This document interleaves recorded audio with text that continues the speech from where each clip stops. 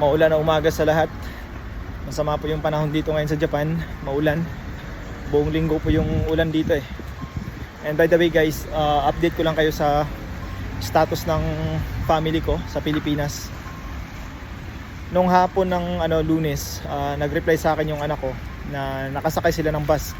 So kaya pala hindi siya agad nakapag-update sa akin kasi nag-evacuate sila dun sa medyo mataas na parte sa South Cotabato, Then yung family ko naman, kanina lang sila nakapagbigay ng update sa akin. Okay naman daw sila, thank you Lord, kasi safe naman yung family ko. Siyempre guys, nakikiramay ako sa mga naulila. Hindi talaga kasi natin inaasahan yung mga ganong pangyayari, biglaan. And yun, sa lakas ng lindol, talaga natin na may mga casualties.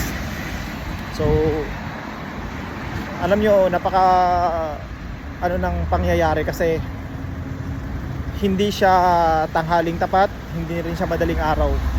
Umaga siya nangyari kung saan yung mga estudyante nasa field pa lang para mag-attend ng flag ceremony. Then yung mga malls naman ay hindi pa bukas. So ligtasan lahat, na marami ang nakaligtas sa trahedya, So yun lang guys, babalik na ako sa trabaho ko.